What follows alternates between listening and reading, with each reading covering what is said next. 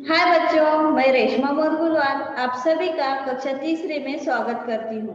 बच्चों, आज हम फूलों का राजा इस पाठ के माध्यम से फूलों का राजा कौन है यह जानते हैं। तो फिर चलो। करनाल के हरे भरे खेतों के समीप एक गांव बसा था। करनाल एक डिस्ट्रिक्ट का नाम है जो हरियाणा राज्य में है। वहाँ के सुंदर हरे भरे खेतों के समीप यानी पास एक गांव था। उसी गांव में गोल मोटल कंचन रहती थी। बच्चों, आप सोचते होंगे यह कंचन कौन है ना? कंचन एक छोटी लड़की थी जो बहुत सुंदर थी, गोल मटोल थी। कंचन का घर बहुत खूबसूरत था।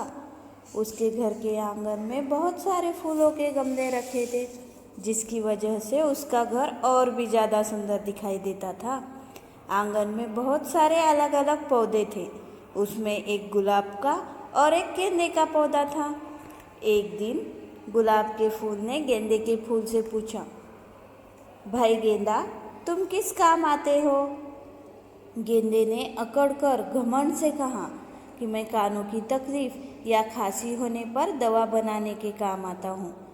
जब किसी को कानों की तकलीफ होती है या फिर खांसी होती है तो जो दवाई दी जाती है उस दवाई बनाने के लिए गेंदे के पौधे का इस्तेमाल किया जाता है। बस इसी बात का घमंड गेंदे के फूल को हो गया था। गेंदे के फूल ने गुलाब के फूल को नीचा दिखाने के लिए कहा, लेकिन तुम किस काम आते हो? तुम में तो कांटे भी होते हैं, चुभने पर खून निकल आता है। जिस तरह से मैं दवाई बनाने के काम आता हूँ, वैसे तुम किस काम आते हो? तुम्हारे पौधे में तो कांटे होते हैं, अगर किसी ने हाथ लगाया तो वो चुभते हैं और फिर खून निकल आता है।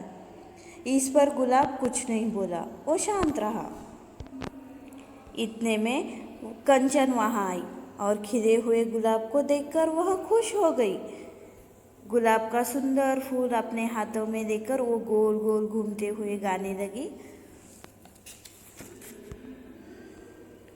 लाल लाल महकता गुलाब, सबके मन को भाता गुलाब, खुशबू चारों ओर फैलाता, फूलों का राजा कहलाता।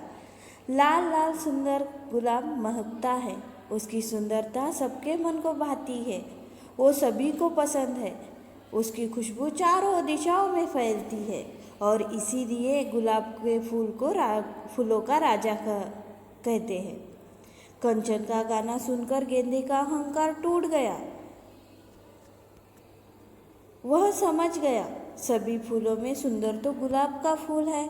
सिर्फ सुंदर ही नहीं, ये तो सभी फूलों का राजा है। गेंदे को उसका जवाब मिल गया। तो बच्चों, इस कहानी से हमें क्या शिक्षा मिलती है? हमें कभी भी घमंड करना नहीं चाहिए। धन्यवाद।